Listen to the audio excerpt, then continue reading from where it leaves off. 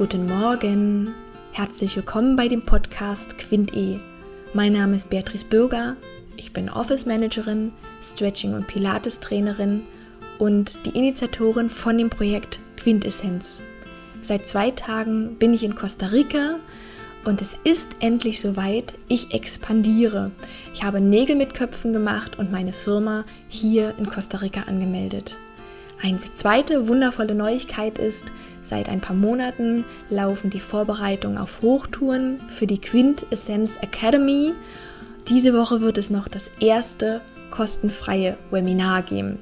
Die Infos dazu findest du unten in den Shownotes. Da gibt es dann einen Link, da kannst du dich gerne anmelden. Ich würde mich sehr freuen, wenn du dabei bist. Nun aber zu einem sehr, sehr interessanten Herren, der heute im Interview ist. Ich wünsche dir eine angenehme Zeit beim Zuhören.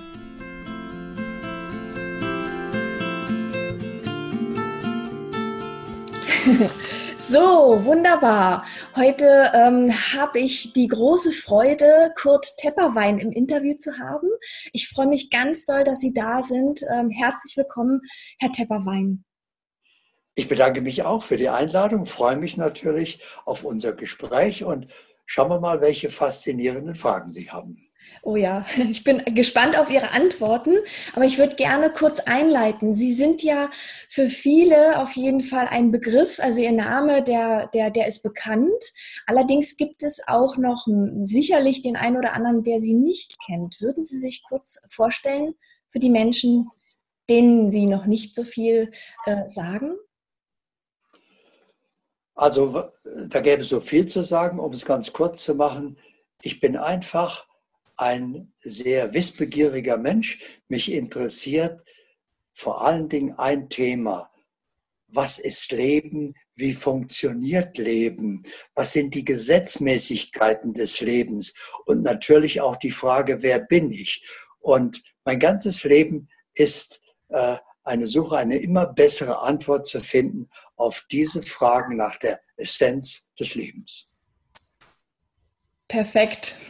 Das passt super gut zu unserem Projekt Quint-E. Ich bin da ganz doll dankbar, dass ich Sie dafür gewinnen durfte, weil ja, mir haben Sie persönlich schon vor 10 oder bestimmt 15 Jahren etwas gesagt. Und zwar habe ich in meinem Regal 2 Bücher liegen, die Botschaft deines Körpers und was dir deine Krankheit sagen will.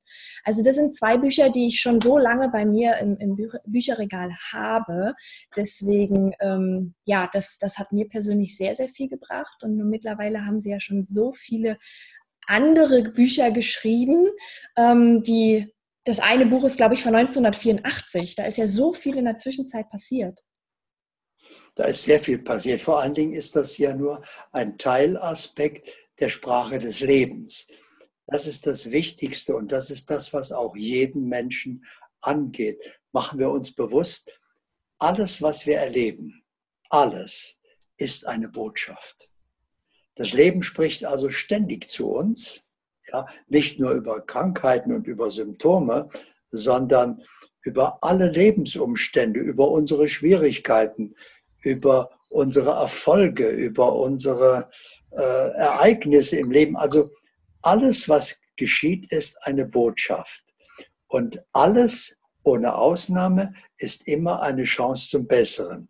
Das heißt, das Leben sagt, derzeit ist es so, möchtest du das so lassen oder möchtest du das jetzt gerade ins Bewusstsein nehmen und in sein Ideal verwandeln? Und das ist eigentlich das, was ich in jedem einzelnen Augenblick meines Lebens mache, dass ich die Botschaft natürlich verstehe. Ich erkläre noch gleich, wie einfach das ist. Das ist ja alles einfach bei mir. Und befolge natürlich die Botschaft und verwandle also in jedem Augenblick das, was gerade geschieht, in sein Ideal. Und deswegen lebe ich ein ideales Leben. Das heißt, wenn jemand heute zu mir kommt und sagt, Herr Tepperwein, ich habe da ein Problem, sage ich, oh, interessant, ich habe schon viele Jahre keins mehr gesehen. Sagen Sie, oh, sagt er, da kann ich Ihnen Dutzende sagen. Sagen Sie mir Ihr größtes Problem. Und dann sagt er eine schwierige Situation. Und da sage ich, ja gut, aber das ist eine unerfreuliche Situation, da sollte man was tun. Aber wo ist jetzt das Problem? Da sagt er, na hören Sie mal. Da sage ich, ja, ich höre. Also wo ist das Problem? Das ist eine Chance zum Besseren. Das Leben zeigt Ihnen, das ist unerfreulich, das sollte so nicht sein. Also jetzt mach was draus. Ja, nimm diese Situation und die erste Frage ist, wie hättest du es denn gerne? Ja, und aus dem so ist es und so hätte ich es gerne, ergibt sich nämlich der Weg und die Schritte. Und dann braucht man sich nur auf den Weg machen. Und so verwandelt man jeden Augenblick seines Lebens in sein Ideal und lebt ein ideales Leben. Das erinnert mich gleich daran, weil das hat ja auch viel mit Mut zu tun. Also wenn man in einer schwierigen Situation ist und ein Problem hat oder vor etwas Angst hat, es gibt viele, die dann nicht den Mut haben, über ihre Angst hinauszugehen oder das Problem als Lösungsweg zu sehen. Was würden Sie denn solchen Menschen raten? Ich wähle immer die Weisheit der Sprache. Also hier zum Beispiel die Angst. Angst, das Wort allein, kommt aus dem lateinischen Angustus, eng. Das heißt also, wenn ich Angst habe, sagt das Leben mir eigentlich in seiner Sprache, du bist gerade im Ich-Bewusstsein. Denn nur ein Ich kann Angst haben. Wenn du selbst bist, kannst du ja keine Angst haben. Wenn ich ein Teil des Allerhöchsten bin, also des einen Bewusstseins, es gibt nur ein Bewusstsein. Und wenn ich bewusst ein Teil dieses einen Bewusstseins bin, vor was bitte sollte ich Angst haben? Da gibt es nichts mehr. Also wenn ich Angst habe, und er hat ja dann Angst, er erlebt das ja, fühlt das, dann sagt das Leben eigentlich, du bist gerade im Ich-Bewusstsein. Willst du das wirklich? Ja? Und dann wäre das eine Chance, sich zu erinnern, oh, da bin ich ins Ich-Bewusstsein gerutscht. Nein, ich erinnere mich wieder, wer ich wirklich bin. Ja, ich gehe einen Schritt zurück, werde wieder der Beobachter, schaue mir zu, erlebe mich wieder als erwachtes Bewusstsein, schaue auf meine Angst, die ist nicht mehr da, weil ich selbst kann keine Angst haben, geht nicht. Also sobald ich wieder aus dem Ich raus bin, und dann kann ich sagen, danke, Angst, dass du mich aufmerksam gemacht hast, dass ich gerade wieder in der Begrenzung eines Ich-Bewusstseins war. Und dann konnte ich rausgehen und bin wieder bei Bewusstsein, erlebe mich wieder als erwachtes Bewusstsein. Und da ist keine Angst mehr, da ist nur eine Situation. Und das ist eine Chance zum Besseren. Und ich träume wieder, also wie hätte ich die gerne? Und aus dem so ist es und aus dem so hätte ich sie gerne, ergibt sich der Weg und die Schritte. Und dann bin ich auf dem Weg, dass wieder diese unerfreuliche Situation, die mein Ich geängstigt hat, ja, ich spreche da immer in der dritten Person, weil ich mich damit nicht identifiziere, das ist mein Ich, mein Körper, mein Verstand, aber das bin ich nicht. So, und dann kann ich alles wieder als Chance zum Besseren erkennen und nutzen und mache aus jeder, ob erfreulichen oder unerfreulichen Situation, verwandle ich alles in sein Ideal. Wenn wir jetzt daran denken, Sie sind ja nun mittlerweile auch sehr betagt schon und Sie blicken zurück. Gibt es einen Moment, ja doch wirklich, ich meine das ernst, es gibt vielleicht einen Moment, wo war Ihre größte Angst, wenn Sie zurückblicken, die ganzen Jahre, die Sie quasi hinter sich jetzt haben. Was war Ihre größte Angst im Leben und wie sind Sie damit umgegangen? Die größte Angst in meinem Leben liegt eine Weile zurück. Das war mit 20, als meine Schwester plötzlich Kinderlähmung bekam und ich als Berufsanfänger plötzlich die Familie ernähren musste. Und für mich vor einer unlösbaren Aufgabe stand. Ich habe gesagt, wie soll das gehen? All meine Pläne, ich wollte studieren und so weiter, waren auf einmal von einem Moment weggewischt. Und ich war in einer Aufgabe, die mir einfach zu groß war, zu schwer. Ich glaubte nicht zu bewältigen. Aber es gab keine Alternative. Also ich hatte ja keine Wahl. Meine Mutter musste sich um die Schwester kümmern, Vater war nicht keiner da. Also lag es an mir, Und da habe ich gesehen, das Leben stellt uns nie vor eine unlösbare Aufgabe. Sie kann nur dem Verstand unlösbar erscheinen. Sie kann dem Ich als übermächtig erscheinen, als zu schwer. Aber das Leben hat sich etwas dabei gedacht. Und je schwieriger eine Aufgabe ist, desto größer ist das Kompliment des Lebens, das sagt, ich weiß, dass du das kannst, sonst würde ich dich nicht vor diese Aufgabe stellen. Also nehme ich inzwischen jede Herausforderung, auch wenn mein Ich sagt, wie soll das denn gehen, an. Es sagt, das Leben weiß schon, was es tut. Wenn es mir das zutraut, dann sollte ich mir das auch zutrauen und dann muss es auch einen Weg geben. Und dann gibt es auch einen Weg. Ach, schön, ja. Ich habe ja hier so ein paar Fragen, die ich immer in meinen Podcasts auch stelle. Und eine davon, die wirkt auf den ersten Anschein sehr oberflächlich oder leicht zu beantworten, aber die ist ziemlich tiefgründig. Und wofür stehst du morgens auf? Das ist quasi schon so nach dem Sinn im Leben in die Richtung.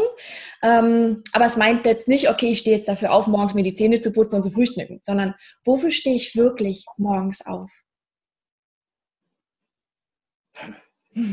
Ich erwache morgens und weiß, da wartet ein wundervoller Tag auf mich. Und das Leben wartet auf meine Anweisung. Da ist gerade eine neue Seite in meinem Lebensbuch aufgeschlagen, da ist noch keine Eintragung. Da sind schon ein paar Ursachen von vorher, die da reinwirken, aber das Leben wartet auf meine aktuellen Anweisungen und ich sage, okay, jetzt welche Anweisungen gebe ich also für diesen Tag? Was mache ich aus diesem Tag?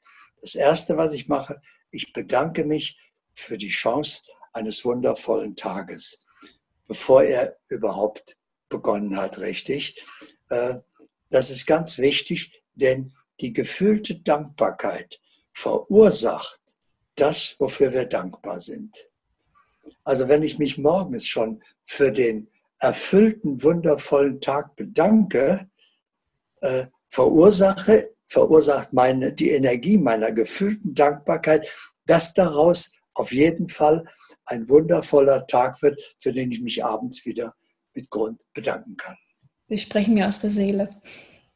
Dafür stehe ich auf und freue mich auf einen wundervollen Tag. Wieder mal.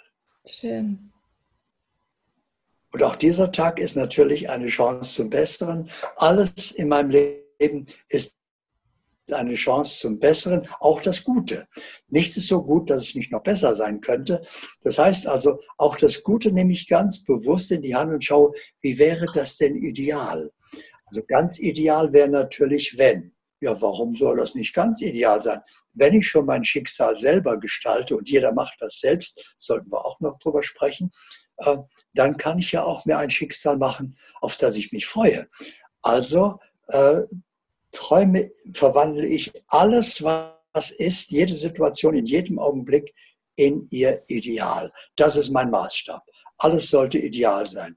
Und irgendwann haben sie es geschafft, dann ist das alte Karma durchgelaufen und Neues ist nur noch ideal und dann passiert nur noch Ideales.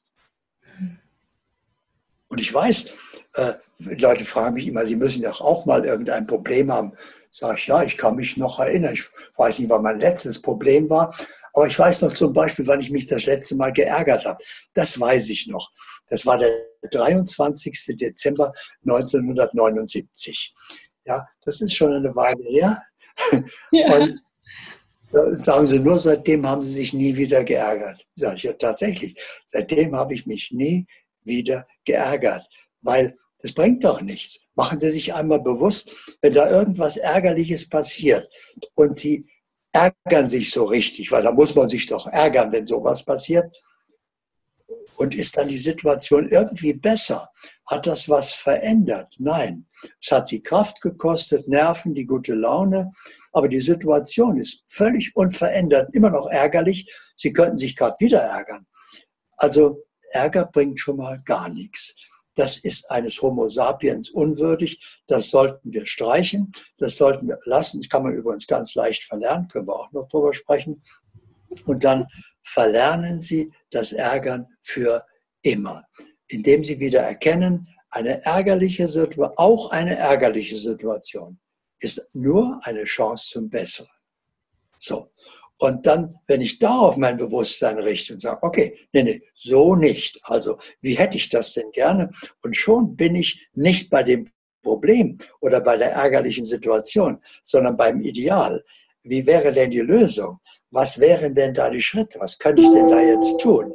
Und das wären die Möglichkeiten, die ich also jedem empfehlen kann, dass er ab sofort jede ärgerliche Situation nur noch als Chance zum Besseren erkennt und vor allem nutzt.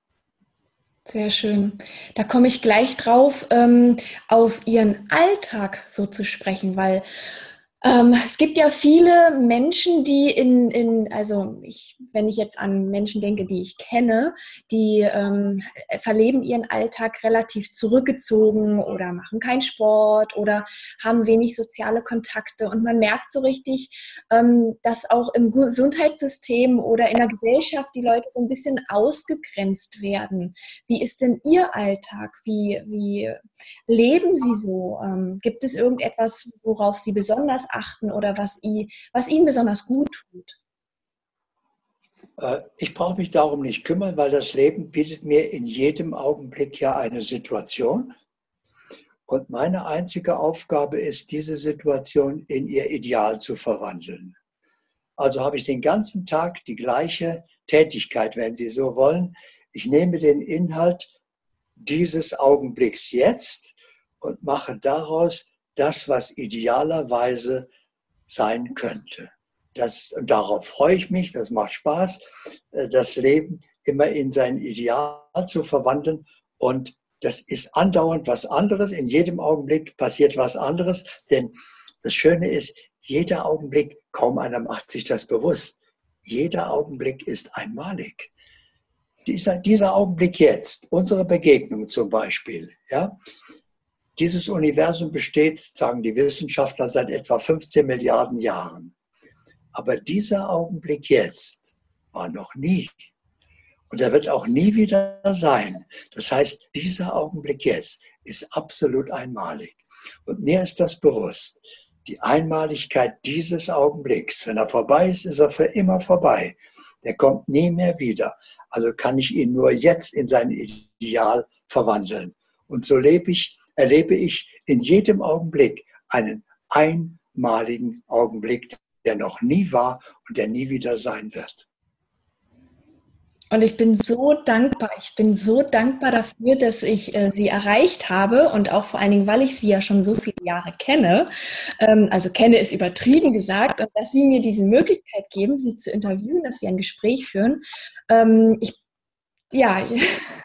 Ich nehme das definitiv auch ganz, ganz bewusst wahr. Wunderbar. Und ich hoffe, dass wir nicht alleine bleiben, sondern dass das mit Ihnen noch viele andere tun. Denn alles, was ich sage, ist eine Chance zum Besseren. Das heißt also, der andere könnte sagen, okay, das leuchtet mir ein. Und nur das, was ihm einleuchtet, was ihm gefällt, was ihm wichtig ist, nimmt er sich und sagt, aber das mache ich. Aber das mache ich jetzt wirklich. Und das mache ich jetzt konsequent und andauernd. Und dann passiert ein Wunder. Wenn er das nämlich 21 Mal gemacht hat, ohne Unterbrechung, also jedes Mal in der Situation verhält er sich so, dann werden eventuelle alte Verhinderungsprogramme im Unterbewusstsein überschrieben mit dem neuen Programm. Und das neue Programm ist als Gewohnheit installiert und er braucht sich nicht mehr darum kümmern. Er macht das ganz automatisch so. Es ist eine neue Gewohnheit entstanden, die er geschaffen hat. Sagt man nicht, dass es 28 Tage sein sollen? Das habe ich gehört. Probieren Sie es aus. Sie werden die 21 Tage auch nicht voll ausschöpfen brauchen. Ich habe gemerkt, selbst in ganz hartnäckigen Fällen, wo Sie etwas schon 30 Jahre so gemacht haben, ja, Ja. Das ist ganz tief eingegraben als Programm im Unterbewusstsein. Aber nach 21 Mal, wenn es ununterbrochen ist, wenn Sie es unterbrechen, müssen Sie neu anfangen zu zählen. Ja?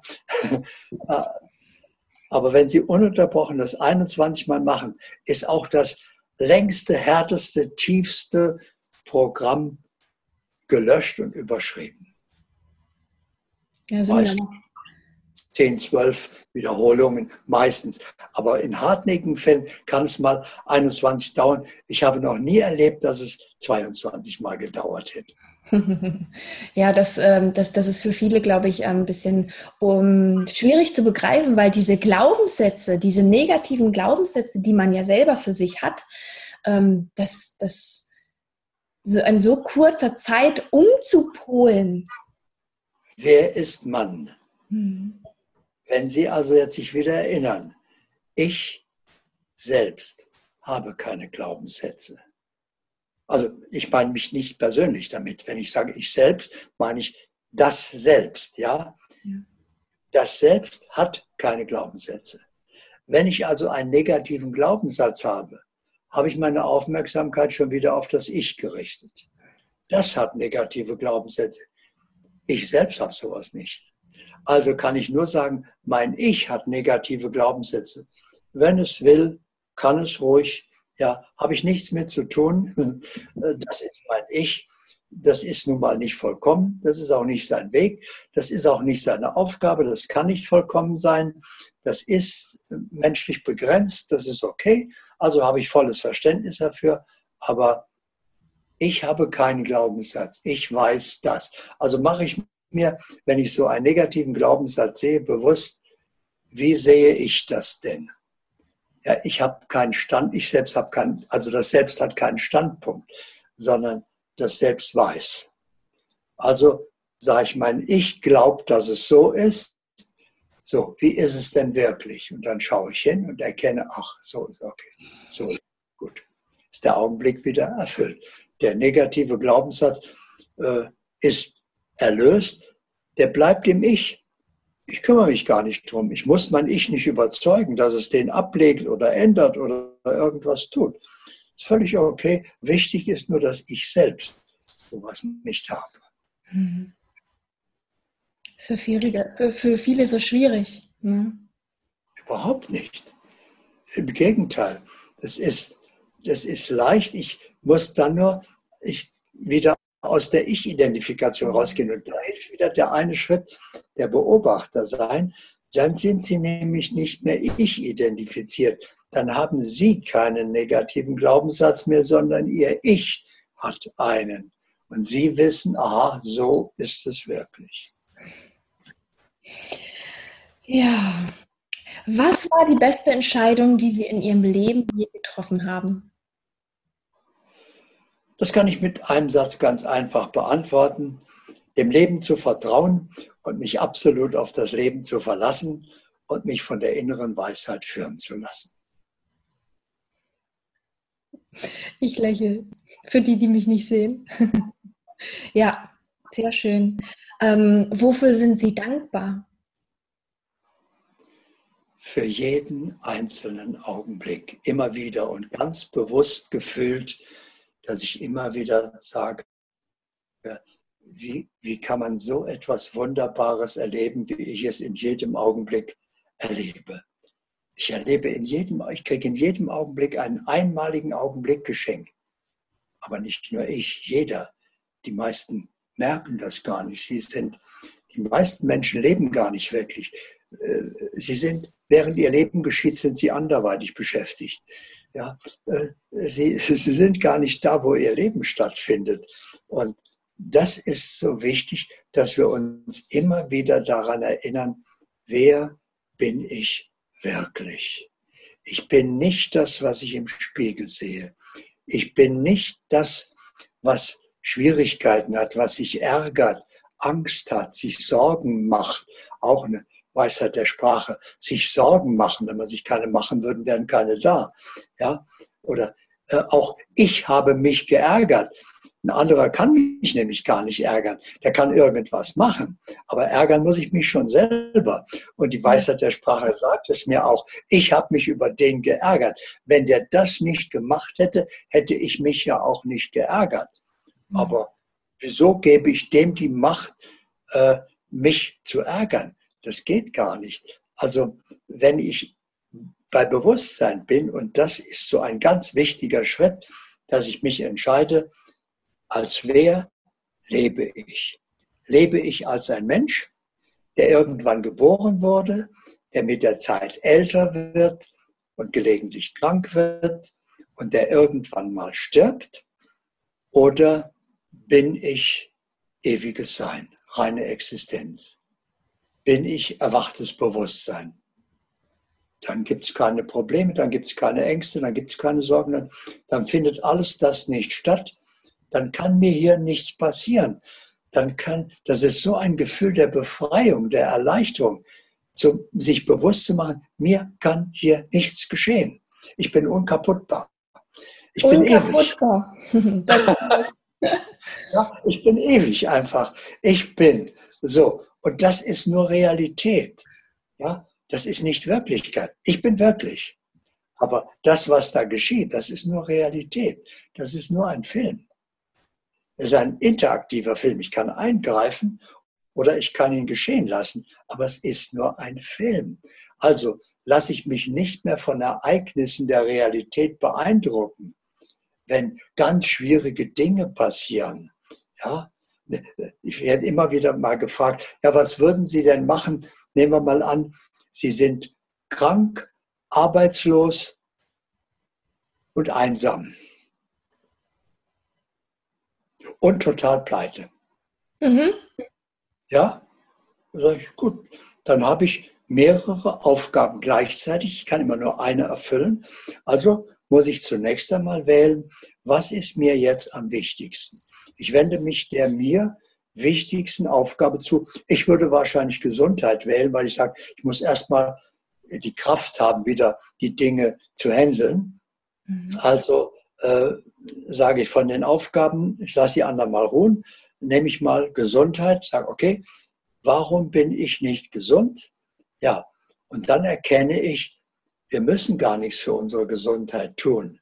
Wir müssen nur aufhören, sie durch nicht lebensgerechtes Verhalten dauernd zu stören. Haben Sie da ein lebendiges Beispiel? Ein authentisches von Ihrem eigenen Leben? Haben wir eben, ja, aus meinem Leben nicht, aber haben wir eben gerade gesagt. Ärgern zum Beispiel ist etwas, Rauchen ist etwas, ja. Rauchen verkürzt statistisch die Lebenserwartung um etwa 8 Jahre im Durchschnitt. Ja? Verursacht viele Gesundheiten, kostet auch noch Geld und also das darf man sich gar nicht antun. Oder Ärger, bleiben wir bei dem Beispiel, weil das viel häufiger und verbreiteter ist. Die meisten Menschen glauben ja, dass sie sich ärgern müssen, wenn irgendwas Ärgerliches passiert. Aber machen Sie sich bewusst, das können Sie sich gar nicht leisten. Denn indem Sie sich ärgern über etwas, verursachen Sie mit dem Ärger in Ihrer Zukunft eine neue ärgerliche Situation. Das heißt, jeder Ärger wird immer wieder in die Zukunft verlagert als ärgerliche Situation. Und dann glauben die Menschen eben, das Leben ist nun mal so. Und sie merken gar nicht, dass sie in diesem Hamsterrad sind und andauernd neue Ursachen setzen für den Ärger. Und das müssen sie irgendwann unterbrechen. Und das ist nur der negative Teil, was man loslassen sollte. Der positive Teil, die andere Seite ist, was kann ich denn tun zur Stärkung meiner Gesundheit? Also zum Beispiel wirkliche Lebensmittel kaufen. Wer tut das schon?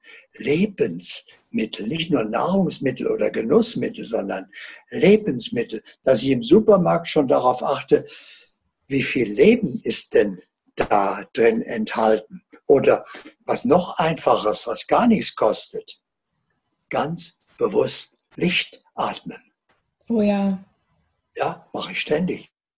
Natürlich, seit Jahrzehnten. Das heißt also, ich werde so zwangsläufig mit jedem Atemzug ganz bewusst immer lichtvoller. Ja? Und natürlich hat das eine andere Schwingung auf meinen Körper, auf meinen physischen Körper auch.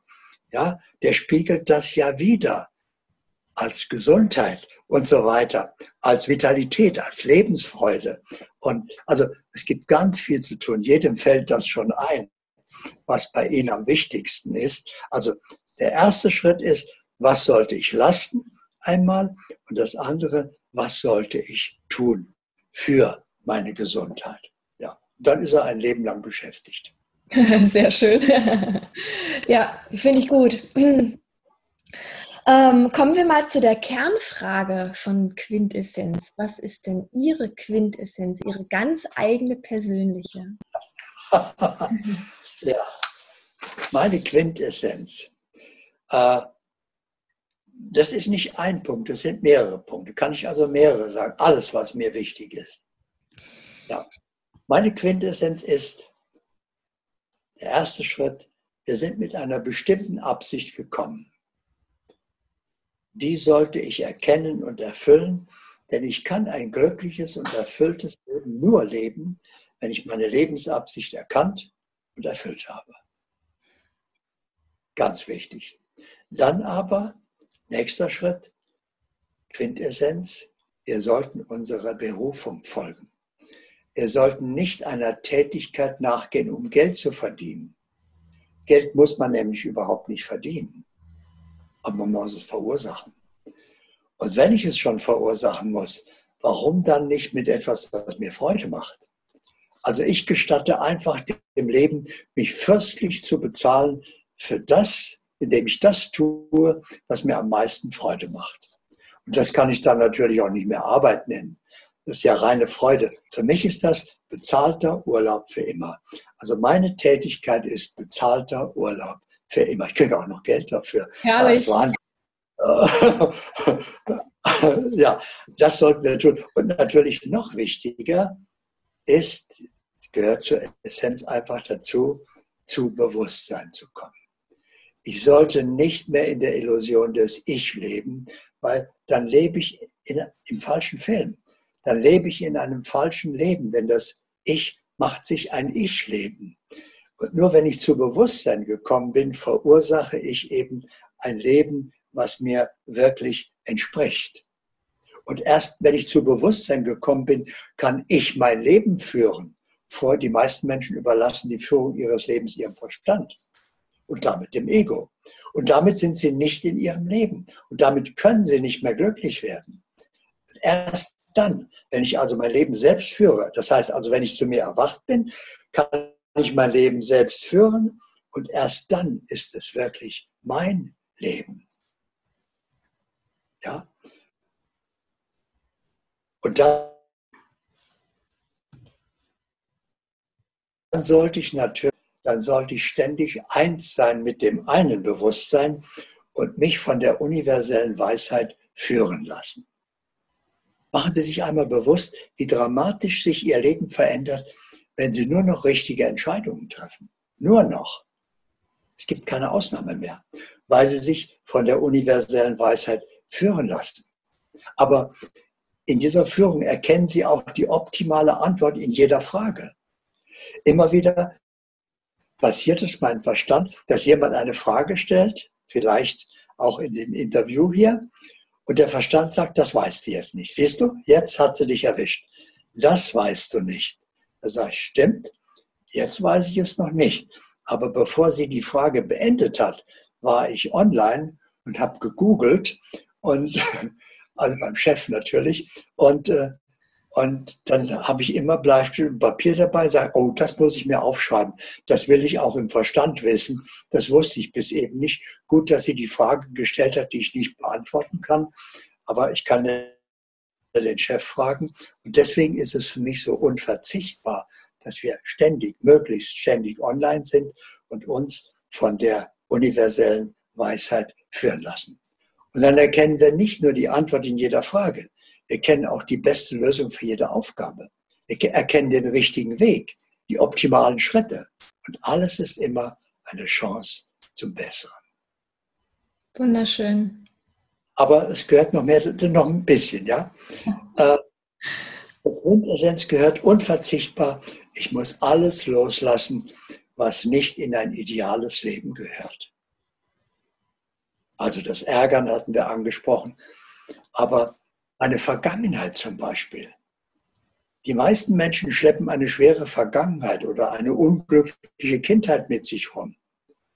Und wenn jemand zu mir kommt in die Praxis und sagte, Herr Timmermann, ich hatte so eine schwere Kindheit, da sage ich, da seien Sie doch froh, dass sie vorbei ist.